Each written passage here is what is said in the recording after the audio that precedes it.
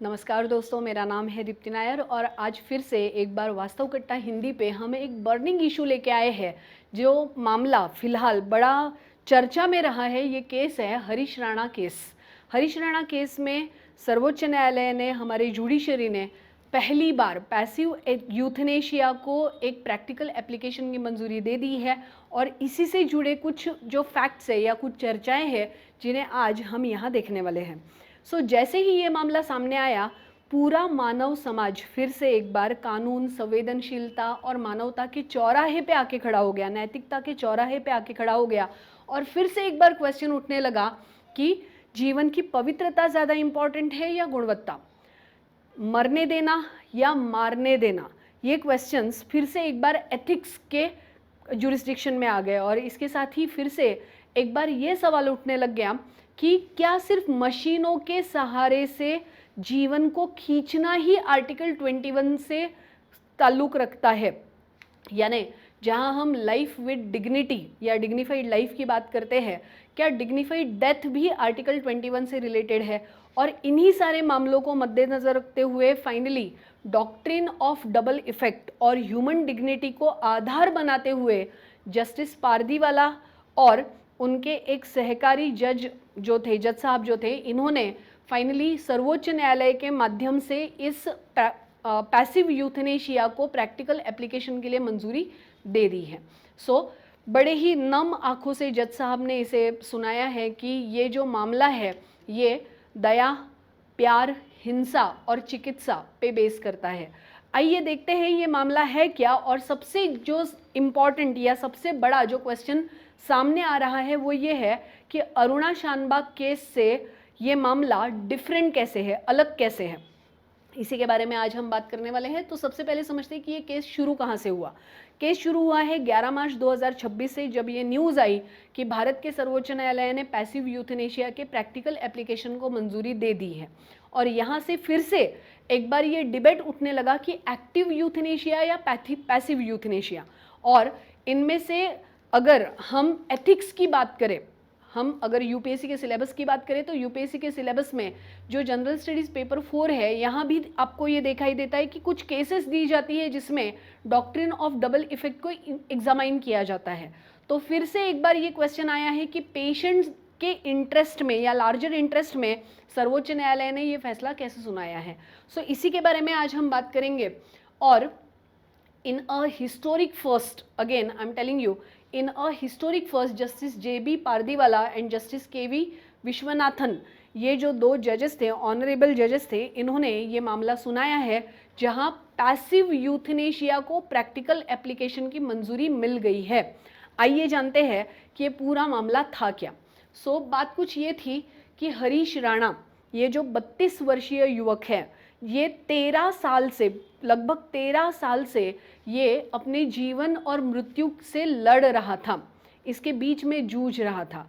ये 2011 में एक एक्सीडेंट का शिकार हो जाता है जिसमें ये बिल्डिंग के 4थी फ्लोर से नीचे गिर जाता है, और जैसे ही ये गिरता है इसके सर पे बहुत ज़ोरदार चोट आ जाती है, और इस चोट की वजह से इसका जो मेंटल स्टेटस या इसकी जो ब्रेन की कंडीशन है ये इररिकवरेबल पोजीशन में चली जाती है, यानी क्वाड्रीप्लेजिया के फेज में पहुंच जाती है, और यहाँ से ये परमानेंट वेजिटेटिव स्टेट में चले जाते हैं। परमानेंट वेजिटेटिव स्टेट क्या होता है? परमानेंट वेजिटेटिव स्टेट क्या होता है कि यहाँ जो पेशेंट होता है ये कोमा में होता है, यानी ये ब्रीदिंग तो कर सकता है लेकिन जो जीवन के लिए ज़रूरी कुछ हलचल होती है, यानी उनके जो लिम्स है ये पूरी तरीके से पैरालाइज हो जाते हैं, ये सिर्फ ब्रीदिंग कर पाते हैं, ये इर्द गिर्द के माहौल को बिल्कुल से महसूस नहीं कर पाते हैं, एक्सपीरियंस नहीं कर पाते हैं।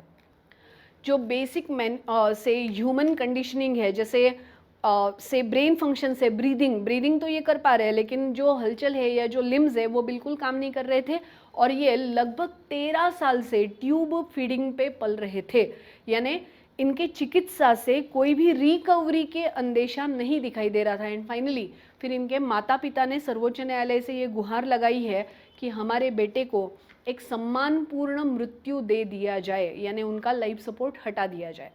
यहाँ से शुरू होता है ये मामला, और यहाँ फिर सर्वोच्च न्यायालय ने जो कहा है उसके बारे में हम बात करते हैं। अब आपको याद ये रखना है कि इनकी ब्रीदिंग नेचुरली चल रही थी, ये सपोर्ट सिस्टम में नहीं थे, इनको ट्यूब फीडिंग से फीड किया जा रहा था, ठीक है। और इसके साथ ही इनमें रिकवरी का कोई अंदेशा नहीं था, यानी लगभग 13 साल से इनकी कंडीशन कंटिन्यू गिरते ही जा रही थी। अब ऐसे मामले में जहां 13 साल बुजुर्ग माता पिता हरीश की देखभाल कर रहे थे और उनके कंडीशन में कोई भी रिकवरी नहीं आ रही थी, तब उन्होंने सर्वोच्च न्यायालय के सामने ये मांग रखी है कि ये जो सपोर्टिव सिस्टम या सस्टेनिंग लाइफ सस्टेनिंग ट्रीटमेंट जो इनका चल रहा है, इसे अब हटाया जाए और इन्हें एक सम्मानपूर्ण मृत्यु दिया जाए। इस तरीके से गुहार लगाई थी माता पिता ने इनके हरीश के लिए। और बेसिकली सर्वोच्च न्यायालय ने भी इस मामले को इस तरीके से देखा है कि ये जो लाइफ सस्टेनिंग सिस्टम के भरोसे हरीश सिर्फ सांसें ले रहे हैं, उसकी वजह से उनके जीवन की गुणवत्ता कम हो रही है, उनकी डिग्निटी कम हो रही है, उनकी आइडेंटिटी वो खो चुके हैं। और अब जब कोई सुधार के आसार नहीं दिख रहे हैं, तब सर्वोच्च न्यायालय ने उनके लाइफ सस्टेनिंग ट्रीटमेंट को, यानी इस ट्यूब फीडिंग को हटाने की बात की है, क्योंकि इस ट्यूब फीडिंग के ज़रिए वो सिर्फ ब्रीदिंग कर रहे हैं, इनमें कोई भी सुधार नहीं आ रहा है। यहाँ आपको याद ये रखना है कि वो नेचुरल सांसें ले रहे हैं, ये लाइफ सपोर्ट सिस्टम पे नहीं है। और इसके साथ ही इनके माता पिता बुजुर्ग हो चुके हैं, जिन्होंने लगभग 1 दशक तक इनकी सेवा की है। अब सर्वोच्च न्यायालय ने जब ये वर्डिक्ट दिया तो इन्होंने क्या कहा, इसे जानते हैं। सर्वोच्च न्यायालय के जो ऑनरेबल जस्टिस है, जस्टिस पारदीवाला और विश्वनाथन जी, उन्होंने पूरे एथिक्स के सवालों को मद्देनज़र रखते हुए और चिकित्सकीय रिपोर्ट्स को पूरी तरीके से एग्जामाइन करने के बाद ये फैसला दिया है कि हरीश की जो लाइफ सस्टेनिंग सिस्टम है, इसे अब हटा दिया जाना चाहिए, यानी जो ट्यूब फीडिंग की जा रही है उसे हटा देना चाहिए, क्योंकि ये नेचुरल सांसें तो ले रहे हैं, लेकिन ये ट्यूब फीडिंग इनके रिकवरी के लिए बहुत कारगर नहीं साबित हो रही है। इसके साथ ही सर्वोच्च न्यायालय ने ये कहा है कि ये मेडिकल सुपरविजन में होना चाहिए, यानी ये पूरा जो प्रोसेस होगा ये मेडिकल प्रोविजन और हॉस्पिटल अथॉरिटीज़ के सुपरविजन में होगा। इसके साथ ही ये कहा गया है कि मरते वक्त, मृत्यु के समय मरीज को किसी भी प्रकार की तकलीफ महसूस ना हो, इसलिए इन्हें रिलीफ मेडिसिन दी जानी चाहिए। इसे कहते हैं पैलिएटिव केयर। सो पैलिएटिव केयर के बारे में भी यहाँ बताया गया है। सो हरीश का मामला जो है, इसमें इन्होंने मेडिकल सुपरविजन की बात की है, पैलिएटिव केयर की बात की है और विड्रोवल ऑफ सिस्टम की बात की है। जहाँ सस्टेनेबल ट्रीटमेंट चल रहा था उनको उन्होंने विड्रॉ करने की बात की है। अब यहाँ से फिर से जो मेन मुद्दा है कि एक्टिव यूथनेशिया और पैसिव यूथनेशिया क्या होता है, इसको अब हम समझते हैं। एक्टिव यूथनेशिया ये है जिसमें मरीज को जानबूझकर घातक या विषैले इंजेक्शंस के द्वारा मृत्यु प्रदान की जाती है, यानी ऐसा इंजेक्शन दिया जाता है कि वो धीरे धीरे अपने मृत्यु की ओर बढ़े। ये अवैध है भारत में और इसे मानवीय संहार के रूप में माना जाता है या मानव वध के रूप में माना जाता है, यानी इसे मर्डर समझा जाता है। So active euthanasia is not legal in India, ठीक है, इसे अंडरलाइन कर लीजिए। और पैसिव यूथनेशिया का क्या मतलब होता है? पैसिव यूथनेशिया का मतलब ये होता है कि जब कोर्ट को ये बिल्कुल ये सेटिस्फाई हो जाता है कोर्ट की फाइन, अब मरीज के किसी भी मामले में विकास के या प्रगति के आसार नहीं है, इनके ठीक होने के चांसेस बिल्कुल ख़त्म हो गए हैं और ये सिर्फ एक बॉडी रह गई है जो बहुत ज़्यादा दुखद घटना से गुजर रही है, यानी बहुत पीड़ा से गुजर रही है। तो ऐसे मामले में सपोर्ट सिस्टम हटाया जाता है, लाइफ सस्टेन सिस्टम जो है उसे हटाया जाता है और नेचर को, प्रकृति को अपना काम करने दिया जाता है। इसे कहा जाता है पैसिव यूथनेशिया। और हरीश राणा मामला जो है ये पैसिव यूथनेशिया से जुड़ा हुआ मामला है। इस मामले में कोर्ट ने बेस्ट इंटरेस्ट ऑफ पेशेंट को भी ध्यान रखा है, इसे कहा जाता है CANH, best interest of patient. Harish Rana मामला में सर्वोच्च न्यायालय ने कहा है कि clinically assisted nutrition and hydration, ये जो है CANH, clinically assisted nutrition and hydration, ये भी एक तरीके से मरीज के उपचार से ही संबंधित है, यानी उन्हें जो ट्यूब के ज़रिए खाना दिया जा रहा था ये भी उनके उपचार से ही संबंधित है। लेकिन ये जो दिया जा रहा है या ये जो खाद्य पदार्थ इनके शरीर में डाले जा रहे हैं उससे इनके उपचार से कोई प्रगति के आसार नहीं दिखाई दे रहे, यानी रिकवरी के कोई निशान नहीं है। और इसलिए इस दवा को, यानी कि ये जो ट्यूब फीडिंग चल रही है, इसे अब रोक देना चाहिए। सो ये कहा है सर्वोच्च न्यायालय ने। इसे कहा जाएगा clinically assisted nutrition and hydration वाला पार्ट, यानी बेस्ट इंटरेस्ट ऑफ पेशेंट के आधार पे पेशेंट के हित में क्या है कि अगर ये फीडिंग चलती रही तो इनकी बॉडी तो जिंदा रहेगी, ये ब्रीदिंग करते रहेंगे और हमेशा पीड़ा को सहन करते रहेंगे, इससे अच्छा इन्हें इस पीड़ा से मुक्त किया जाए। इस तरीके से वर्डिक्ट दिया है सर्वोच्च न्यायालय ने। जस्टिस पारदीवाला ने अपने नम आंखों से ये निर्णय देते हुए कहा है कि ये दया, प्यार, हानि और चिकित्सा पे आधारित है। अब ये क्या है इसे समझते हैं। प्यार का मतलब है कि लगभग 13 साल यानी 1 दशक से भी ज़्यादा बुजुर्ग माता पिता अपने बेटे की इस अवस्था में, जहां वो पूरी तरीके से परमानेंट वेजिटेटिव स्टेट में है, वहां देखभाल कर रहे हैं। 10 साल, 13 साल एक बहुत लंबा समय होता है, जिसमें हानि से मतलब है कि हरीश राणा अब अपनी पहचान खो चुके हैं। उनकी जो डिग्निफाइड इंट्रोडक्शन या डिग्निफाइड आइडेंटिटी है उसका लॉस हो चुका है। इसके साथ ही चिकित्सा का मतलब है कि अब यहाँ जो ट्रीटमेंट चल रही है इस ट्रीटमेंट से कोई रिकवरी के आसार नहीं है। और दया का मतलब है कि मर्सी, उनको एक दया मृत्यु दे देनी चाहिए। ये है बेसिकली 4 स्तंभ इस पूरे मामले के। अब यहाँ ये सवाल उठता है कि हरीश राणा केस अरुणा शानबाग मामले से अलग कैसे है। तो इसके बारे में मैं आपको बता दूं कि अरुणा शानबाग केस जो 2011 में हुआ था, इसे भी एक लैंडमार्क जजमेंट माना गया था, जिसमें सर्वोच्च न्यायालय ने ये माना था कि passive euthanasia will be the part of Indian judiciary. लेकिन इसके लिए उन्होंने कुछ क्लॉजेस रखे थे। जैसे अरुणा शानबाग, ये एक नर्स थी, ये महिला नर्स थी जिन्होंने 42 साल तक 42 ईयर्स तक ये वेजिटेटिव कंडीशन में, परसिस्टेंट वेजिटेटिव कंडीशन में ये रही और काफ़ी हानि इन्हें हुई थी। इस केस की वजह से पहली बार सर्वोच्च न्यायालय ने एक पॉजिटिव से बेसिकली एक पॉजिटिव अपवाद क्रिएट किया था। पहली बार अरुणा शानबाग केस में कोर्ट ने एक पॉजिटिव अपवाद क्रिएट किया था। 2019 में कॉमन कॉज केस आया था, जिसमें फिर से एक बार कोर्ट ने कहा था कि आर्टिकल 21 में राइट टू लाइफ के साथ साथ right to have dignified death भी शामिल है। 2019 में फिर से एक बार इसे अंडरलाइन किया गया था और फाइनली लिविंग विल के प्रेसिडेंस को इन्होंने सेट किया था। इसका मतलब ये है कि जिंदा रहते हुए या हेल्दी परिस्थिति में अगर मरीज ये लिख के दे दे कि अगर इस तरीके से कोई एक्सीडेंट होता है या ऐसी कंडीशंस निर्माण होती है तो मुझे इस स्थिति में जिंदा ना रखा जाए, तो इसे लिविंग विल कहा जाएगा। यानी आर्टिकल 21 के अंदर अरुणा शानबाग के केस को लेके 2011, 2019 इन सारे मामलों में कोर्ट हमेशा से एक तरीके का इंडिकेटर देते आया है, जहां इन्होंने कहा है कि आर्टिकल 21 सिर्फ सम्मानपूर्ण जीवन ही नहीं, सम्मानपूर्ण मृत्यु से भी रिलेटेड है।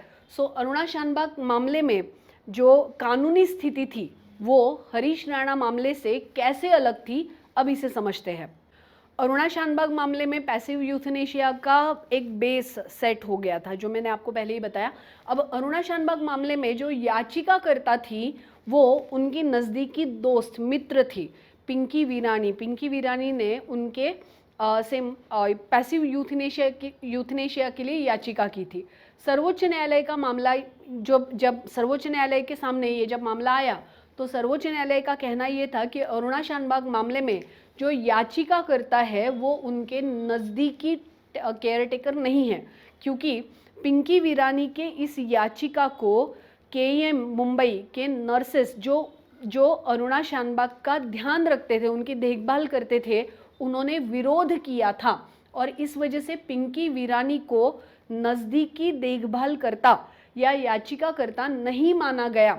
लेकिन हरीश राणा के मामले में माता पिता खुद ही उनकी 13 साल से देखभाल कर रहे थे, यानी वो बिल्कुल पहले फर्स्ट टेक केयर या केयरटेकर थे और इस वजह से इन्हें लीगल याचिकाकर्ता माना गया था। तो ये मामला है जहाँ पे ये डिफर हो जाता है और इसी वजह से हरीश राणा केस में इन्होंने सर्वोच्च न्यायालय ने पैसिव यूथनेशिया को मंजूरी दे दी है।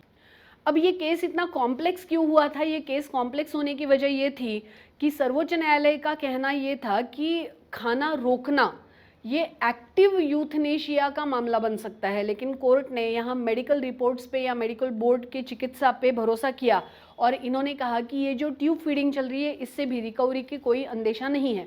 यहाँ हरीश राणा को कोई कैंसर का स्टेज नहीं था, यहाँ ब्रेन डैमेज था, लेकिन उनकी रिकवरी नहीं हो रही थी। भले ही वो सांसें नेचुरल तरीके से ले रहे थे, लेकिन वो अपनी पहचान खो चुके थे, जिसकी वजह से उनकी डिग्निफाइड लाइफ का जो अधिकार था वो खत्म हो गया था और उनके माता पिता जो उनकी देखभाल कर रहे थे, उनकी याचिका पे सर्वोच्च न्यायालय ने पैसिव यूथनेशिया को समर्थन दे दिया है। अब यहाँ से मामला शुरू होता है डॉक्ट्रिन ऑफ डबल इफेक्ट का, क्योंकि एक तरफ जहाँ अगर हम रिलीजियस या स्पिरिचुअल बात करें तो जीवन को पवित्र माना गया है, लेकिन मेडिकल साइंस में या प्रैक्टिकल अप्रोच से अगर हम देखें तो जीवन की गुणवत्ता ज़्यादा इम्पॉर्टेंट होगी। सो जीवन की पवित्रता को मद्देनज़र रखते हुए अगर हम देखें तो किसी की जीवन को हर लेना या उसके लाइफ सपोर्ट को हटा देना, इसे अपराध माना जाएगा स्पिरिचुअली, है ना। लेकिन मेडिकल या टेक्नोलॉजी के माध्यम से अगर देखें तो वो सिर्फ जिंदा है, वो सिर्फ ब्रीदिंग कर रहे हैं और उनमें रिकवरी के कोई आसार नहीं थे। इस वजह से हरीश राणा मामले में जीवन की गुणवत्ता को ज़्यादा एम्फसाइज किया गया है। अब यहाँ स्वायत्तता और संरक्षकता का भी मुद्दा सामने आया है, जहाँ ये माना गया है कि मरीज जहाँ खुद इस हालात में नहीं है कि वो अपना निर्णय खुद ले सके, तो उनके जो संरक्षक करता है यानी उनके जो नज़दीकी केयर टेकर है वो उनके लिए से निर्णय ले सकते हैं। और इस मामले में उनके माता पिता स्वयं उनके केयर टेकर थे जो अब बुजुर्ग हो चुके थे और कोई भी से बिल्कुल आसार प्रगति के ना दिखने की वजह से यहाँ संरक्षकता के मामले को ज़्यादा वरीयता दी गई है। अब यहाँ जो तीसरा क्वेश्चन उपस्थित होता है वो ये है कि क्या किसी को से खाना देना बंद करना यानी उसका फीडिंग बंद करना ये एक्टिव यूथनेशिया के दायरे में आता है, क्योंकि खाना देना बंद करना यानी उसे भूखे रखना जहर देने से अलग कैसे है। तो यहाँ ये बताया गया है कि एक्टिव यूथनेशिया में हम घातक इंजेक्शंस या घातक परिस्थिति में मरीज को ढकेल देते हैं, लेकिन जहां मरीज की अवस्था ऑलरेडी बहुत ही विकट है और कोई भी आसार नहीं है उनके ठीक होने के, तब ये जो फीडिंग है ये मेडिसिन्स की तरह काम कर रही थी। तो इनको मेडिसिन देना बंद करके हमने प्रकृति को अपना काम करने देने की स्वतंत्रता दे दी है, ये कहा है सर्वोच्च न्यायालय ने। अब यहाँ एक जो क्वेश्चन आता है वो ये है कि डॉक्ट्रिन ऑफ डबल इफेक्ट क्या है। डॉक्ट्रिन ऑफ डबल इफेक्ट ये जो है ये थॉमस एक्विनस ने दिया हुआ कॉन्सेप्ट है और इनका कहना है कि your intention matters more than your action. इसका मतलब ये है कि जब कोई कार्य आप कर रहे हो, कोई ऐसा कार्य जिसका प्रभाव ऑलरेडी निश्चित है कि अच्छा भी हो सकता है और उसका बुरा प्रभाव भी ऑलरेडी निश्चित है, लेकिन बुरा प्रभाव जो है इसमें आपका इंटेंशन क्लियर है ना।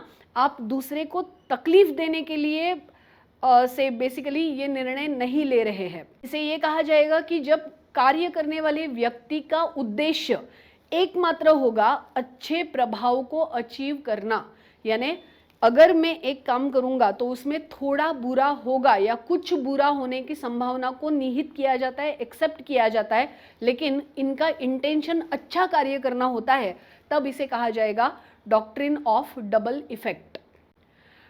ये जो थॉमस एक्विनस है इनका कहना था कि ये करते हुए एक शर्त है और शर्त ये है कि कार्य करने वाला यानी कि जो कार्य कर रहा है वो स्वयं में अच्छा या तटस्थ होना चाहिए, क्रिमिनल माइंडसेट का नहीं होना चाहिए, या अच्छा या तटस्थ होना चाहिए और उस कार्य का बुरा प्रभाव अच्छे प्रभाव को प्राप्त करने का माध्यम नहीं बनना चाहिए। इसके साथ ही उस कार्य को करने के लिए कोई गंभीर कारण होना चाहिए, यानी जहां आप देख रहे हो कि अत्यंत गंभीर कारण हमें जो दिखाई दिया कि लॉस ऑफ डिग्निफाइड आइडेंटिटी। तो ऐसे मामलों में इसे डबल इफेक्ट यानी डॉक्ट्रिन ऑफ डबल इफेक्ट का मामला कहा जाएगा। और इसके साथ ही आई होप कि I clarify the Harish Rana मामला। सो हरीश राणा मामला अरुणा शानबाग मामले से कैसे अलग है, ये शायद आपको अब समझ में आ गया होगा। जब जीवन केवल जैविक रह जाए और इसमें कोई भी मानवीय संवेदनशीलताएं अब शामिल ना हो, यानी ये सिर्फ मशीन के भरोसे जिंदा रह रहा हो मानवीय जीवन या मानवीय शरीर, तो इसे खत्म करना अधर्म नहीं बल्कि करुणा का एक उदाहरण है। और यही है पैसिव यूथनेशिया, जिसे जुडिशरी ने मान्यता दी है। और सर्वोच्च न्यायालय ने इतना बड़ा डिसीजन लेने के लिए जो गट्स दिखाया है या जो कदम उठाए हैं, उसके लिए हम उन्हें सैल्यूट करते हैं, उनका अभिनंदन करते हैं। एंड आई होप कि आपको भी इस मामले में हरीश राणा का से एक्विटेंस या चले जाना, हमें छोड़ के चले जाना, एक दुखद घटना तो है ही, लेकिन उनकी इस पीड़ा का अंत हो गया, इससे आप भी शायद एक सुकून पा रहे होंगे। सो बेसिकली पैसिव यूथनेशिया के मामले आपके GS 4 से रिलेटेड है। एंड मुझे कमेंट करके बताइए कि इस बारे में आप क्या सोचते हो। Thank you.